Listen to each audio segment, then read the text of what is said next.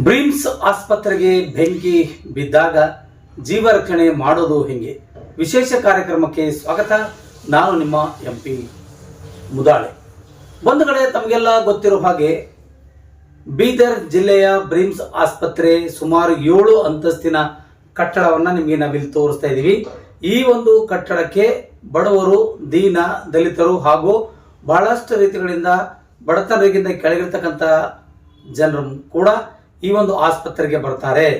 ಆಸ್ಪತ್ರೆಗೆ ಬಂದರೆ ಅವರ ಜೀವ ಅವರ ಕೈಯಲ್ಲಿ ಹಿಡ್ಕೊಂಡು ಹೋಗಬೇಕಾಗುತ್ತದೆ. ಸರ್ಕಾರಿ ಆಸ್ಪತ್ರೆಗೆ ಬಂದರೆ ಜೀವಕ್ಕಿಲ್ಲ ರಕ್ಷಣೆ ಎನ್ನುವಂತ ಮಾತು ಇಲ್ಲಿ ಹೇಳಲೇಬೇಕಾಗಿದೆ. ಯಾಕಂದ್ರೆ ಇಲ್ಲಿ ಬೀದರ್ ನಗರದ ಬ್ರಿಮ್ಸ್ ಆಸ್ಪತ್ರೆಯಲ್ಲಿ 7 ಅಂತಸ್ತಿನ ಏನ್ ಬಿಲ್ಡಿಂಗ್ ಕಟ್ಟಿದಾರಲ್ಲ, ಬೀದರ್ ಜಿಲ್ಲೆ ಉಸ್ತುವಾರಿ ಸಚಿವರಾದ ಈಶ್ವರ್ ಖಂಡ್ರೆ, ಸಿದ್ದರಾಮಯ್ಯ, ರಹೀಂ ಖಾನ್ ಹಾಗೂ ಕಾಂಗ್ರೆಸ್ ಪಕ್ಷದ ಎಲ್ಲ ಘಟಾನುಘಟಿ ನಾಯಕರು ಬಂದು ತರಾತುರಿಯಲ್ಲಿ ಉದ್ಘಾಟನೆ ಮಾಡಿ ಹೋದ್ರು. ಆದರೆ ಇವತ್ತಿಗೂ ಕೂಡ ಅಲ್ಲಿ ಫೈರ್ ಸೇಫ್ಟಿ ಅನ್ನೋದು ಇಲ್ಲ. ಬೆಂಕಿ ಅವಘಡ ಆದ್ರೆ ರಕ್ಷಣೆ ಮಾಡ್ಕೊಳ್ಳೋದು ಹೇಗೆ ಇರೋದು ಕೂಡ ಅಲ್ಲಿ ಇಲ್ಲ. ಯಾಕಂದ್ರೆ 7 ಅಂತಸ್ತಿನ ಬಿಲ್ಡಿಂಗ್ಗೆ ಹೇಗೆಲ್ಲ ರಕ್ಷಣೆ ಮಾಡ್ಕೊಳ್ಬೇಕು ಅನ್ನೋದು ಕೂಡ ಅಲ್ಲಿ ಅವರಿಗೆ ಗೊತ್ತಿಲ್ಲದೆ ಇದ್ರು ಸಹ ಅದರ ಹೆಸರ ಮೇಲೆ ಕೋಟ್ಯಾಂತರ ರೂಪಾಯಿನ ಕೊಳ್ಳೆ ಹೊಡೆದುಕೊಂಡು ಆರಾಮಾಗಿ ಬದುಕುಳಿದವರು ಸುಮಾರು ಜನ ಇದ್ದಾರೆ. ಯಾಕೆ ಈಶ್ವರ್ ಖಂಡ್ರೆ ಅವ್ರ ಕಡೆ ಗಮನ ಹರಿಸಲ್ಲ ಅಂತಕ್ಕಂಥ ಮಾತನ್ನ ಇಲ್ಲಿ ನಾವು ಗಮನ ಹರಿಸಬೇಕಾಗಿದೆ. ಇವತ್ತು ಬೀದರ್ ನಗರದ ಅಗ್ನಿಶಾಮಕ ದಳದ ಅಧಿಕಾರಿಗಳು ಬಂದು 7ನೇ ಅಂತಸ್ತಿನ ಮೇಲೆ ಒಂದಿಷ್ಟು ಅವಘಡ ಆದರೆ ಹೇಗೆಲ್ಲ ರಕ್ಷಣೆ ಮಾಡಿಕೊಳ್ಳಬೇಕು ಅನ್ನೋದ್ರ ಬಗ್ಗೆ ಒಂದು ಅಣುಕು ಪ್ರದರ್ಶನವನ್ನು ಮಾಡಿದ್ರು. ಆ ಅಣುಕು ಪ್ರದರ್ಶನ ಮಾಡುವಾಗ ನಾವು ಕೂಡ ಅಲ್ಲೇ ಇದ್ದೀವಿ. ಆದರೆ ಈ ರೀತಿಯಾಗಿ ಅವಘಡ ಆದರೆ ಅಲ್ಲಿ ಜೀವ ಹೆಂಗೆ ಕಳ್ಕೊಳ್ಬೇಕು, ಜೀವ ಹೆಂಗೆ ಅದನ್ನ ನಾವು ನಮ್ಮಿಂದ ನಾವೇ ಸುಟ್ಟು ಕರ್ಕ ಆಗೋ ಮಟ್ಟಕ್ಕೆ ನಿಂತ್ಕೊಂಡಿರ್ಬೇಕನ್ನೋದನ್ನ ಅಲ್ಲಿ ನಾವು ಕಲ್ತ್ಕೊಂಡಿದ್ವಿ. ಯಾಕಂದ್ರೆ ಫೈರ್ ಸ್ಟೇಷನ್ ಅಂದ್ರೆ ನಮ್ಮ ಅಗ್ನಿಶಾಮಕ ದಳದವರಿಗೆ ಒಂದು ಸಪ್ತಾಹ ಇರುತ್ತೆ. ಅವಘಡಗಳ ಸಂಬಂಧಿಸಿದ ಅದರ ಬಗ್ಗೆ ಒಂದಿಷ್ಟು ಮುಂಜಾಗ್ರತವಾಗಿ ತಿಳುವಳಿಕೆ ನೀಡಲಿಕ್ಕೆ ಒಂದು ಸಪ್ತಾಹ ಮಾಡ್ತಾರೆ. ಏಪ್ರಿಲ್ 14ರಿಂದ 20ನೇ ತಾರೀಕೊಳಗಾಗಿ ಇವರು ಆಯಾ ಶಾಲಾ ಕಾಲೇಜುಗಳಲ್ಲಿ ಮತ್ತು ಆಯಾ ದೊಡ್ಡ ದೊಡ್ಡ ಬಿಲ್ಡಿಂಗ್ಗಳಿದಾವಲ್ಲ, ಮಹಾಲ್ಗಳಲ್ಲಿ ಹೋಗಿ ಹೇಗೆ ರಕ್ಷಣೆ ಮಾಡಿಕೊಳ್ಳಬೇಕು ಅನ್ನೋದನ್ನು ಕೂಡ ಇವರು ಅಣುಕು ಪ್ರದರ್ಶನ ಮಾಡ್ತಾರೆ. ಆದರೆ ಇಲ್ಲಿ ಎಷ್ಟು ಬಿಲ್ಡಿಂಗ್ಗಳಿಗೆ ಈ ರೀತಿಯಾಗಿ ಫೈರ್ ಸೇಫ್ಟಿಯನ್ನ ಅಳವಡಿಸಿಕೊಂಡಿದ್ದಾರೆ ಅನ್ನೋದು ಕೂಡ ಅವರಿಗೂ ಕೂಡ ಗಮನಕ್ಕಿಲ್ಲ, ಇವರಿಗೂ ಕೂಡ ಗಮನಕ್ಕಿಲ್ಲ. ಆದರೆ ಇವತ್ತು ಬೀದರ್ ನಗರದ ಬ್ರಿಮ್ಸ್ ಆಸ್ಪತ್ರೆಯಲ್ಲಿ ಬಂದು ಅಣುಕು ಪ್ರದರ್ಶನ ಮಾಡಿದ್ದಾರೆ. ಎಲ್ಲಿ ಕೂಡ ಇದಕ್ಕೆ ಒಂದಿಷ್ಟು ಫೈರ್ ಸೇಫ್ಟಿ ಅನ್ನೋದು ಇಲ್ವೇ ಇಲ್ಲ. ಆ ಫೈರ್ ಸೇಫ್ಟಿ ಹೆಸರಲ್ಲಿ ಕೋಟ್ಯಾಂತರ ರೂಪಾಯಿನ ಕೊಳ್ಳೆ ಹೊಡ್ಕೊಂಡು ಹೋಗಿದ್ದಾರೆ. ಯಾರು ಹೋಗಿದ್ದಾರೆ, ಎಲ್ಲಿ ಹೋಗಿದ್ದಾರೆ ಅದು ಕೂಡ ಸಚಿವರ ಗಮನಕ್ಕಿದೆ. ಆದರೆ ಅದನ್ನು ಯಾಕೋ ಇವರು ಬಾಯಿ ಬೀಸ್ತಾ ಇಲ್ಲ. ಸತ್ರೆ ಬಡವರು ಸಾಯಿಲಿ ಅನ್ನೋ ಮಟ್ಟಕ್ಕೆ ಬಂದು ನಿಂತಿದ್ದಾರೋ ಅನ್ನೋದು ಮಾತ್ರ ಗೊತ್ತಾಗ್ತಾ ಇಲ್ಲ. ಒಂದು ವೇಳೆ ಅನ್ಫಾರ್ಚುನೇಟ್ಲಿ ಏನಾದರೂ ಒಂದಿಷ್ಟು ಆಕಸ್ಮಿಕವಾಗಿ ಈ ಬೆಂಕಿ ಅವಘಡ ಆಗಲಿ ಅಥವಾ ಶಾರ್ಟ್ ಸರ್ಕ್ಯೂಟ್ ಇಂದಾಗ್ಲಿ ಅಲ್ಲಿ ಅವಘಡ ಆದರೆ ಅಲ್ಲಿರ್ತಕ್ಕಂಥ ಮಕ್ಕಳ ವಾರ್ಡ್ ಆಗಿರ್ಬೋದು ಅಥವಾ ಮತ್ತೊಂದು ವಾರ್ಡ್ ಆಗಿರ್ಬೋದು, ಎಲ್ಲ ಇರ್ತಕ್ಕಂಥ ಮಕ್ಕಳು ಜನರೆಲ್ಲ ಸುಟ್ಟು ಕರ್ಕಲಾಗ್ತಾರೆ. ಯಾಕಂದ್ರೆ ಅಲ್ಲಿ ಯಾವುದೇ ಕಾರಣಕ್ಕೂ ಫೈರ್ ಸೇಫ್ಟಿ ಅನ್ನೋದು ಇಲ್ವೇ ಇಲ್ಲ. ಸುಳ್ಳು ಹೇಳ್ತಾ ಇದ್ದಾರೆ. ಯಾವತ್ತು ಇಲ್ಲಿ ತಾರಾತುರಿಯಲ್ಲಿ ಉದ್ಘಾಟನೆ ಮಾಡಿದ್ರು ಸಿದ್ದರಾಮಯ್ಯ ಅವರು, ಅವತ್ತಿನ ಇವತ್ತಿನವರೆಗೂ ಕೂಡ ಫೈರ್ ಸೇಫ್ಟಿ ಕಡೆ ಗಮನ ಹರಿಸೇ ಇಲ್ಲ. ಇದರ ಬಗ್ಗೆ ಬಹಳಷ್ಟು ಚರ್ಚೆ ಕೂಡ ನಡೀತಾ ಇದೆ. ಸುಮಾರು ಸಾರಿ ಸುದ್ದಿಗಳು ಕೂಡ ಮಾಡಿದ್ರು ಕೂಡ ಯಾವುದೇ ಪ್ರಯೋಜನ ಆಗ್ತಾ ಇಲ್ಲ. ಈಗಲಾದರೂ ಈಶ್ವರ್ ಖಂಡ್ರೆ ಅವರು ಈ ವಿಚಾರ ಅನುಗುಣವಾಗಿ ಫೈರ್ ಸೇಫ್ಟಿ ಕಡೆ ಗಮನ ಹರಿಸಬೇಕಂತೇಳಿ ನಾರಂಜ್ ಎಕ್ಸ್ಪ್ರೆಸ್ ಸುದ್ದಿವಾಹಿನಿ ಕಳಕಳಿ ವಿನಂತಿ ಮಾಡ್ತಾ ಇದೆ.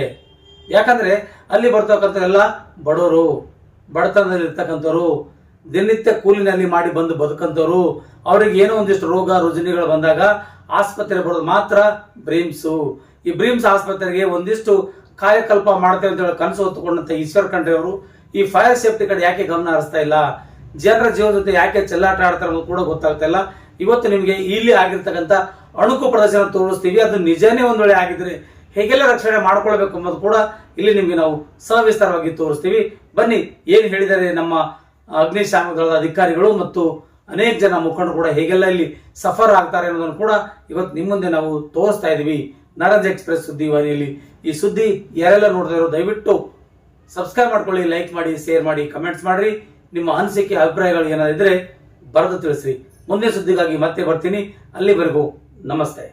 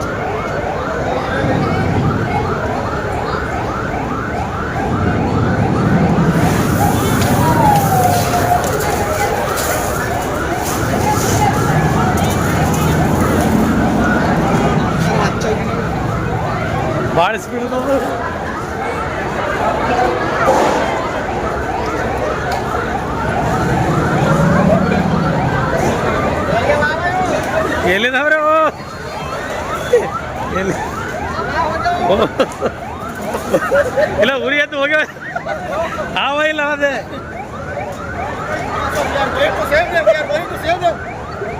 ಎಮರ್ಜೆನ್ಸಿ.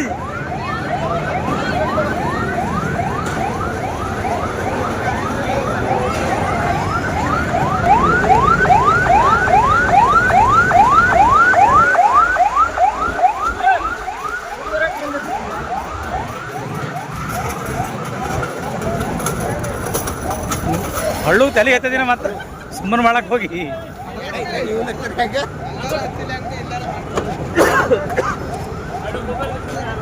ಅವ್ರದೇ ಬಿತ್ತು. ಪೇಷಂಟ್ ಮೊಬೈಲ್ ಅದ.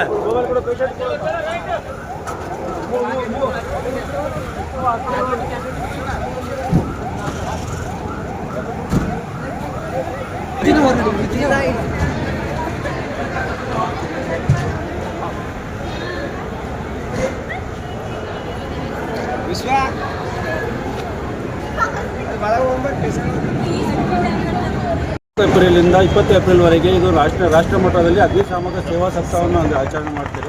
ಅದರ ಅಂಗವಾಗಿ ಮೊಟ್ಟ ಮೊದಲನೇದಾಗಿ 14 ಏಪ್ರಿಲ್ ಅವತ್ತು ಆ ದಿನಾಂಕದಂದು ಯಾರು ನಮ್ಮ ಅಗ್ನಿಶಾಮಕ ಇಲಾಖೆಯಿಂದ ಸಿಬ್ಬಂದಿ ಯಾರು ತಾವು ಪ್ರಾಣವನ್ನು ನಂದಿಸುವ ಸಂದರ್ಭದಲ್ಲಿ ಅವರು ಸತ್ತಿದ್ದಾರೆ, ಅವರಿಗೆ ಹುತಾತ್ಮನ ದಿನವನ್ನು ಆಚರಣೆ ಮಾಡಿ ನಂತರ ಒಂದು ಸೇವಾ ಸಪ್ತಾಹವನ್ನು 14 ಏಪ್ರಿಲಿಂದ 20ನೇವರೆಗೆ ಕಂಟಿನ್ಯೂ ಆಗಿ ಒಂದು ಸೇವಾ ಸಪ್ತಾಹ ಅಂಗವಾಗಿ ಈ ಬೇರೆ ಬೇರೆ ಕೆಲಸ ಇದು ಅವೇರ್ನೆಸ್ ಪ್ರೋಗ್ರಾಮ್ನ ಮಾಡ್ತೀವಿ.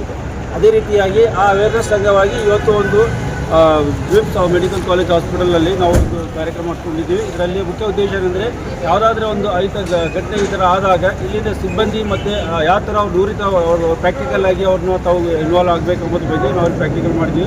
ಇದಕ್ಕಿಂತ ಮುಂಚೆ ಸೆಮಿನಾರ್ ಕ್ಲಾಸಲ್ಲಿ ಮಾಹಿತಿ ಕೂಡ ಕೊಟ್ಟಿದ್ದೀವಿ. ಯಾವುದೇ ಒಂದು ಅನಾಹುತ ಆದ ಸಂದರ್ಭದಲ್ಲಿ ಇವರು ಡಾಕ್ಟರ್ ಬಾಲಿ ಅವರು ಮತ್ತು ಈ ಥರ ಬೇರೆ ಬೇರೆ ಸ್ಟಾಫ್ ಎಲ್ಲ ತುಂಬ ನಮಗೆ ಸಹಾಯ ಕೊಟ್ಟಿದ್ದಾರೆ. ಈ ಥರ ಮುಂದಿನ ದಿನಗಳಲ್ಲಿ ಯಾವುದೇ ಒಂದು ಐತರ ಘಟನೆ ಆಗಬಾರ್ದು, ಹಾಗೆ ತಕ್ಷಣ ಅದಕ್ಕೆ ಹೇಗೆ ಸ್ಪಂದಿಸಬೇಕು ಎಂಬುದನ್ನು ಪ್ರಾಕ್ಟಿಕಲಿ ಇದಕ್ಕೆ ಮಾಕ್ ಡ್ರಿಲ್ ಒಂದು ಪ್ರಾಕ್ಟಿಕಲ್ ಮಾಡಿ ತೋರಿಸಲಾಗಿದೆ ಎಲ್ಲರಿಗೆ. ಅದಕ್ಕೆ ಇವತ್ತಿನ ದಿನ ಎಲ್ಲರೂ ಚೆನ್ನಾಗಿ ಪಾರ್ಟಿಸಿಪೇಟ್ ಮಾಡಿದ್ದಾರೆ. ಮುಂದೆ ಇನ್ನೂ ಹೆಚ್ಚಿನವಾಗಿ ಇದೇ ರೀತಿಯಾಗಿ ನಾವು ಮಾಡಿ ಇನ್ನು ಮುಂದಿನ ದಿನಗಳಲ್ಲಿ ಅದಕ್ಕಿಂತ ಚೆನ್ನಾಗಿ ಮಾಡ್ತೀವಿ ಅಂತ ನಾನು ಇಲ್ಲಿವರೆಗೆ ತಾವು ಪ್ರಾಕ್ಟಿಕಲ್ ಆಗಿ ಮಾಡಿ ತೋರಿಸಿದ್ದಕ್ಕೆ ಧನ್ಯವಾದ ಸರ್. ಇದು 7 ಅಂತಸ್ತಿನ ಬಿಲ್ಡಿಂಗ್ ಇದೆ. ಇಲ್ಲಿ ಫೈರ್ ಸೇಫ್ಟಿ ಪೈಪ್ ಕಟ್ಟಾಗಿದೆ ಸರ್. ಇದಕ್ಕೆ ಏನು ತಾವು ಹೇಳಕ್ಕೆ ಬಯಸ್ತಿರೋದು ಜಿಲ್ಲಾಧಿಕಾರಿಯಾಗಿ?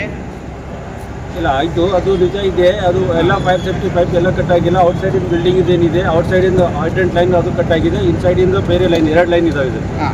ಅದಕ್ಕೆ ಆ ಪೈಪ್ ಲೈನ್ ಈಗಾಗಲೇ ಇದು ಈ ವಿಷಯನ ಗಮನಕ್ಕೆ ತಂದಿದ್ದಾರೆ. ಇದು ನಾವು ಕೂಡ ಒಂದು ಹಿಂದೆ ನಾನು ಭೇಟಿ ನೀಡಿದಾಗ ಈ ವಿಷಯ ಗಮನಕ್ಕೆ ತಂದಿದ್ದೀನಿ. ಇದು ತಕ್ಷಣ ಮಾಡ್ಕೋಬೇಕಾಗಿದೆ ಅಂತೆ. ಇದು ಮತ್ತು ಇದು ಹೈರೇಜ್ ಬಿಲ್ಡಿಂಗ್ಗೆ ಒಂದು ವಿಚಾರ ಇರೋದ್ರಿಂದ ಇದು ಬೆಂಗಳೂರಿಂದ ಪ್ರೊಸೀಜರ್ ಕಂಟಿನ್ಯೂ, ಇದು ಬೆಂಗಳೂರಿಂದ NOC ಪ್ರೊಸೀಜರ್ಗೆ ಆಗುತ್ತೆ. ಅದರ ಜೊತೆಯಲ್ಲಿ ನಾವು ಮಧ್ಯದಲ್ಲಿ ಅವರಿಗೆ ಏನು ಸಲಹೆ ಸೂಚನೆಗಳು ಮಾಡಬೇಕಾಗಿದೆ ಮತ್ತು ಫೈರ್ ಫೈಟಿಂಗ್ ಏನು ಯಾವ ಥರ ಅವೇರ್ನೆಸ್ ಇಟ್ಕೋಬೇಕಾಗಿದೆ ಅದು ನಾವು ಆ ಕಾಲದಲ್ಲಿ ಅಡಿಟ್ ಮಾಡಿ ಮತ್ತು ಅವರಿಗೆ ಪ್ರಾಕ್ಟಿಕಲ್ ಮುಖಾಂತರ ಮತ್ತು ಆವಾಗ ಕ್ಲಾಸ್ ಕಂಡಕ್ಟ್ ಮಾಡೋ ಮುಖಾಂತರ ಅವರಿಗೆ ಅವೇರ್ನೆಸ್ ನಾವು ಇಟ್ಕೊತಾ ಬರ್ತಾಯಿದ್ದೀವಿ. ಸರ್, ಈಗ ಪ್ರತಿ ವರ್ಷ ರಿನ್ಯೂವಲ್ ಅಂತೂ ಮಾಡ್ತಾ ಇದ್ದೀರಿ, ಬಟ್ ಇದು ಪೈಪ್ ಕಟ್ಟಾಗಿ ಭಾಳ ದಿವಸ ಆಯ್ತು ಸರ್. ಇದ್ರ ಬಗ್ಗೆ ಅಲ್ಲ, ನಾವು ರಿನ್ಯೂವಲ್ಗೆ ಇದಕ್ಕೆ ಕಂಪ್ಲೈಂಟ್ಸ್ ಪೈಪ್ ಕಟ್ ರೆಡಿ ಆಗುವವರೆಗೆ ಅದಕ್ಕೆ ಮುಂದೆ ಮೂವ್ಮೆಂಟ್ ಆಗೋದಿಲ್ಲ. ಆದಾಗ ಏನ್ ಮಾಡ್ಬೇಕು ಸರ್? ಈಗ ಅವರು ರಿನ್ಯೂವಲಿಗೆ ತಮ್ಮ ಕಡೆ ಬರೋದಿಲ್ಲ, ತಾವು ಮಾಡೋದಿಲ್ಲ. ಪೇಷಂಟ್ ಸತ್ತಾಗ ಯಾರು ಜಿಮ್ಮೆದಾರ ಅವರಿಗೆ? ಅದಕ್ಕೆ ಸಂಬಂಧ ಇಲ್ಲ. ಇದು ಪೈಪ್ ಔಟ್ ಸೈಡ್ ಇದೆ ಅಷ್ಟೇ. ಒಳಗಡೆ ಇದೆಲ್ಲ ಸಿಸ್ಟಮ್ ಎಲ್ಲ ನೀರು ಅದಕ್ಕೆ ಸಪ್ರೇಟ್ ಪಂಪ್ ಈಗ ಚಾಲು ಇದೆ ಅಂತೀರಾ ಸರ್? ಒಳಗಡೆ ಪೈಪ್ ಸಿಸ್ಟಮ್ ಸಪ್ರೇಟ್ ಆಗಿದೆ. ಎರಡು ಸಿಸ್ಟಮ್ ಇದಾವೆ, ಒಂದು ಔಟ್ ಸೈಡಿಗೆ ಇದೆ, ಒಂದು ಇನ್ ಸೈಡಿಗೆ. 6ನೇ ಅಂತಸ್ತಿಗೆ ನೀರು ಹೋಗ್ಬೋದಾ ಸರ್ ತಮ್ಮ ಪ್ರಕಾರ? ಎಲ್ಲ ಚಾಲು ಇದಾವೆ ಒಳಗಡೆ ಪಂಪ್. ಲಾಸ್ಟ್ ಟೈಮ್ ಕೂಡ ಲಾಸ್ಟ್ ಇಯರ್ ಕೂಡ ನಾನು ಬಂದು ಈ ಥರ ಪಂಪ್ ಸಿಸ್ಟಮ್ ಪ್ರಾಬ್ಲಮ್ ಇದೆ, ನಾವು ಮತ್ತು ಬಾಲಿಸರು ಮತ್ತು ಇನ್ನೊಬ್ಬರು ಅಧಿಕಾರಿ ಇದ್ದರು, ಅವರು ಎಲ್ಲರೂ ಸೇರಿ ಅದನ್ನು ನಾವು ಚೆಕ್ ಮಾಡಿ ಅದನ್ನು ಪಂಪ್ ಚಾಲೂನ ಮಾಡೋದಿದೆ. ಅದರ ಬಟ್ ಮುಖ್ಯ ಉದ್ದೇಶ ಏನಿದೆ, ಅವಾಗ ಅದನ್ನು ರೊಟೇಷನ್ ಕಂಟಿನ್ಯೂ ಆಗಿ ಸತತವಾಗಿ ಅವರು ಅದನ್ನು ನೋಡ್ಕೊಂಡು ಮುಂದೆ ಹೋಗ್ತಾರೆ. ಈಗ ನಾನು ಇವತ್ತು ಚಾಲೂ ಮಾಡಿಕೊಟ್ಟ ನಂತರ ಮತ್ತು ನಾಳೆ ನಾನು ಮತ್ತೆ ಚಾಲೂ ಇದೆ ಅಂತ ಎವ್ರಿ ಡೇ ನೋಡೋಕ್ಕಾಗಲ್ಲ. ಬಟ್ ಸಿಸ್ಟಮ್ ಏನಿದೆ ಅವರು ಅಂಡರಲ್ಲಿ ಕೊಟ್ಟಾಗೆ ಅವರು ಅದು ಚಾಲೂ ಸಿಸ್ಟಮ್ ಇದೆ ಅಥವಾ ಇಲ್ಲ ಅಂತ ಪ್ರತಿ ದಿವಸ ಅದನ್ನು ಚೆಕ್ ಮಾಡಿಕೊಂಡು ಅದೊಂದು ತಾವು ಅದನ್ನು ಅದೇ ರೀತಿಯಾಗಿ ಮುಂದುವರ್ಸ್ಕೊಂಡು ಹೋಗ್ತೀವಿ. ಸರ್, ತಾವೇನು ಹೇಳಿದ ಪ್ರಕಾರ ನಮ್ಮಲ್ಲಿ 2 ಸಿಸ್ಟಮ್ ಇದೆ. ಅದು ಒಳಗಿಂದ ಸಿಸ್ಟಮ್, ಹೊರಗಿನ ಸಿಸ್ಟಮ್. ಒಳಗೆ ಸಿಸ್ಟಮ್ ಏನಂದರೆ ಅದು ಚಾಲೂ ಇದೆ, ಯಾಕಂದರೆ ಅದು ಸರ್ಕ್ಯೂಟ್ ಸಣ್ಣದಿರ್ತದೆ. ಒಂದೊಂದು ರೂಮಿಗೆ ಆಯಾ ಇದರಲ್ಲಿ ಏನಾರ ಆಯ್ತಂದ್ರೆ ಇಮಿಡಿಯೇಟ್ ಇದು ಆಗ್ತದೆ. ಸ್ಪ್ರಿಂಕಲ್ ಅಂತ ಫಸ್ಟ್ ಏಡ್ ಡಿಸ್ಟ್ರಿಬ್ಯೂಷರು ಮತ್ತು ಅದ್ರ ಜೊತೆಯಲ್ಲಿ ಮೇಲ್ಗಡೆ ಟ್ಯಾಂಕ್ ಇರುತ್ತೆ, ಆ ಗ್ರಾವಿಟಿಯಿಂದ ನೀರು ಬರ್ತದೆ, ಕೆಳಗೆ ಬರ್ತದೆ ಸರ್. ಪಂಪಿಂದ ಕೆಳಗೆ ಮೇಲೆ ಹೋಗೋದು 2 ಸಿಸ್ಟಮ್ ಇರುತ್ತೆ. ಇಲ್ಲಿನ ಹೊರಗೆ ಆಯ್ತಂತಾರೆ ಏನಾದ್ರು ಈ ಥರ ಒಂದು ಪೈಪ್ಲೈನ್ ಇದೆ, ನೋಡ್ತಾ ಇದ್ದೀರಿ ಪೈಪ್ಲೈನ್ ಇದೆ, ಅದರಿಂದ ನಾವು ಪೈಪ್ ಕೊಟ್ಟು ಫೈರ್ ಅಡ್ಜಸ್ಟ್ ಮಾಡಬೇಕಾಗ್ತದೆ. ಈಗ ತಮ್ಮ ಪ್ರಕಾರ ಇದು ಯಾವಾಗ ಚಾಲು ಆಗ್ಬೋದು ಸರ್? ಇದು ಇದು ಕೈ ನನ್ನ ಕೈಯಿಲ್ಲ, ನಿರ್ದೇಶಕ ಕೈ ಇದೆ. ಆಲ್ರೆಡಿ ನಾವು ಹೇಳಿದ್ದೇವೆ, ಸುಮಾರು 4-5 ಸಲ ಹೇಳಿದ್ದೇವೆ. ಅವರು ನಾವು ಮಾಡಿಕೊಡ್ತೀವಿ ಅಂತ ಹೇಳಿ ಇದು ಮಾಡ್ತಾ ಇದ್ದಾರೆ. ಈಗ ಎಲ್ಲಿ ಹೈಯರ್ ಅಥಾರಿಟೀಸ್ ಏನು ಹೇಳ್ತಾರೆ ಅದನ್ನು ನಾವು ಕೇಳ್ತೀವಿ. ಯಾಕಂದರೆ ಸರ್ ಸುಮಾರು 12, 13, 15 ವರ್ಷ ಆಯಿತು ಇದು ಬ್ರಿಮ್ಸ್ ರೆಡಿ ಆಗಿಬಿಟ್ಟು. ಯಾವುದೇ ಒಂದು ಥರಗಾರ ಒಂದು ವೇಳೆ ಅಗ್ನಿ ಅವಘಡ ICU ಆಗಲಿ MIC ಆಗಲಿ ಯಾವುದೇ ICU ಒಂದು ವೇಳೆ ಏನಾದರೂ ಬೆಂಕಿ ಅವಘಡ ಆಯ್ತಂದ್ರೆ ಅವಾಗ ಏನು ಮಾಡ್ತೀರಿ ಸರ್ ನೀವು? ಸರ್ ಆವಾಗ ತುರ್ತು ಪರಿಸ್ಥಿತಿಯಲ್ಲಿ ಏನು ಮಾಡಬೇಕು ಆ ಥರ ಮಾಡಿದ್ವಿ. ಯಾಕಂತಂದರೆ ನಾನು ಆಪರೇಷನ್ ಥಿಯೇಟ್ರಲ್ಲಿ ಇರ್ತೇವೆ. ಸ್ಪೀಡ್ ಹಚ್ಚಿದಾಗ ಅವಾಗ ಏನೋ ಒಂದು ಕ್ವಾಟ್ರಿ ಅಂದರೆ ಎಲೆಕ್ಟ್ರಿಕ್ ಮಿಷನ್ ಅವಾಗ ಆಗ್ತದೆ. ಸೊ ಇಂಥದ್ದು ಆಗ್ಬಾರಂತೇಳಿ ನಾ ಏನು ಮಾಡ್ತೇವೆ ಎಲ್ಲರಿಗೂ ಸಲಹೆ ಸೂಚನೆ ಅಂತಂದರೆ ಸ್ಪೀಡ್ ತಂದು ಕಾಟನ್ ಕ್ಲೀನ್ ಮಾಡಬೇಕು, ಅವಾಗ ಅದು ಫೈರ್ ಎತ್ತಂಗಿಲ್ಲ. ಆ ಥರ ಏನಾಯ್ತಂದ್ರೆ ನಾವು ಏನು ಸರ್ ಐಡಿಯಾ ಕೊಟ್ಟಿದ್ದಾರೆ ಅಂದರೆ ಒಂದು ಬ್ಲ್ಯಾಂಕೆಟ್ ಆಗಲಿ ಅಥವಾ ಯಾವುದಾದ್ರು ಬಟ್ಟೆ ಆಗಲಿ ಇಮಿಡಿಯೇಟ್ ಅವಾಗ ಬಂದ್ ಮಾಡಬೇಕು. ಸರ್ ಏನೋ ಸಣ್ಣ ಪುಟ್ಟ ಪ್ರಮಾಣದಲ್ಲಿ ಬೆಂಕಿ ಅವಘಡ ಆದರೆ ಆ ಥರ ಒಂದು ಫಸ್ಟ್ ಏಡ್ ಥರ ಮಾಡಬಹುದು. ಒಂದು ವೇಳೆ ದೊಡ್ಡ ಪ್ರಮಾಣದಲ್ಲಾದರೆ ಏನು ಮಾಡ್ತೀರಿ? STP ಯಾಕಂದರೆ ಫೈರ್ ಆ್ಯಂಡ್ ಸೇಫ್ಟಿ ನೀವು ಅಳವಡಿಸಿದ್ರಿ, ಬಟ್ ನಮಗೆ ಗೊತ್ತಿದೆ, ಅಲ್ಲಿ ಸಾರ್ವಜನಿಕ ಗೊತ್ತಿದೆ ಯಾವುದೇ ಥರದ ಒಂದು ಕೆಲಸ ನಿರ್ವಹಿಸ್ತಿಲ್ಲ ಅಂತ ಕಣ್ಣಿಗೆ ಕಾಣ್ತಾ ಇದೆ ಸರ್. ಈಗ ಅದು ಪರಿಪೂರ್ಣವಾಗಿ ಕೆಲಸ ಯಾವಾಗ ಪೂರ್ಣ ಆಗುತ್ತೆ ಸರ್? ಏನು ಹಾಸ್ಪಿಟಲ್ಲು ಅದ್ರದ್ದು ಎಕ್ಸ್ಪೈರಿ ಆದ್ಮೇಲೆ ಮಾಡ್ತೀರಾ, ಏನು ತಿಂಗಳಲ್ಲಿ ಮಾಡ್ತೀರಾ, 6 ತಿಂಗಳಲ್ಲಿ ಮಾಡ್ತೀರಾ? ಇದು ನೀವು ನಮ್ಮಲ್ಲೇ ಗಮನಕ್ಕೆ ನೀವು ಈಗ ಗಮನಕ್ಕೆ ತರತ್ತೀರಿ. ಇದೇ ನಾವು ನಿರ್ದೇಶಕರಿಗೆ ನಾವು ಗಮನಕ್ಕೆ ತಂದಿದ್ದೇವೆ. ಅವರು ಇಮಿಡಿಯೇಟ್ ಶೀಘ್ರದಲ್ಲಿ ನಾವು ಇದು ಏನು ವ್ಯವಸ್ಥೆ ಮಾಡ್ಕೊಂಡು ಮಾಡಿಕೊಡ್ತಾರೆ, ಬರ್ಸಿ ಕೊಟ್ಟಿದ್ದಾರೆ. ಅದು ಗೌರ್ಮೆಂಟ್ಗೆ ಲೆಟ್ರ್ ಬರೆದಿದ್ದಾರೆ, ಅದು ಏನು ಮಾಡೋಕ್ಕೆ ಮಾಡ್ತಾ ಇದ್ದಾರೆ ಅಂತ ಈಗ ಏನೋ ಒಂದು 100-200 ಜೀವ ಹೋದಾಗ ನೀವು ಮಾಡಂಗೆ ಕಾಣ್ತೀರಿ ಸರ್. ಅಲ್ಲಿವರೆಗೆ ಜಿಲ್ಲಾಡಳಿತ ಬೀದರ್ನಲ್ಲಿ ವಿಫಲ ಆಗಿದೆ ಅಂತೇಳಿ ಸಾರ್ವಜನಿಕರು ಅಂದ್ಕೊಳ್ತಾ ಇದ್ದಾರೆ ಸರ್. ಆ ಥರ ಏನಿಲ್ಲ. ಆ ಥರ ಏನು ಮಾಡಬೇಕು ಅಂತ ಹೊರಗಿನೆಲ್ಲ ಸಿಕ್ಕಿ ನಡೀತಾರೆ. ಹೊರಗಿಂದ ಅಷ್ಟೇ ನಮ್ಗೆ ವರ್ಕಿಂಗ್ ಸರ್ ಏಕೆ ಈ ಮಾತನ್ನು ಹೇಳ್ತಿದ್ದು ಅಂದರೆ ಸುಮಾರು 6 ತಿಂಗಳ ಕೆಳಗಡೆ ನಾವು ಸಹ ಒಂದು ಸುದ್ದಿ ಮಾಡಿದ್ದೀವಿ ಸರ್, ಫೈರ್ ಆ್ಯಂಡ್ ಸೇಫ್ಟಿ ಬಗ್ಗೆ ಮಾಡಿದ್ದೀವಿ. ಆದರೂ ಇನ್ನೂ ಸಹ ಅದಕ್ಕೆ ಯಾವುದೇ ಒಂದು ಪ್ರತಿಕ್ರಿಯೆ ಸಿಕ್ಕಿಲ್ಲ ಅಂತ ಒಂದು ಅನಿಸಿಕೆ ಇದೆ ಸರ್. ಅದು ಏನು ಮುಂದೆ ಏನು ಮಾಡ್ಕೊಂಡು ನಾವು ಇಮಿಡಿಯೇಟ್ ಶೀಘ್ರದಲ್ಲಿ ಮಾಡ್ತೇವೆ ಅಂತ ಭರವಸೆ ನಾವು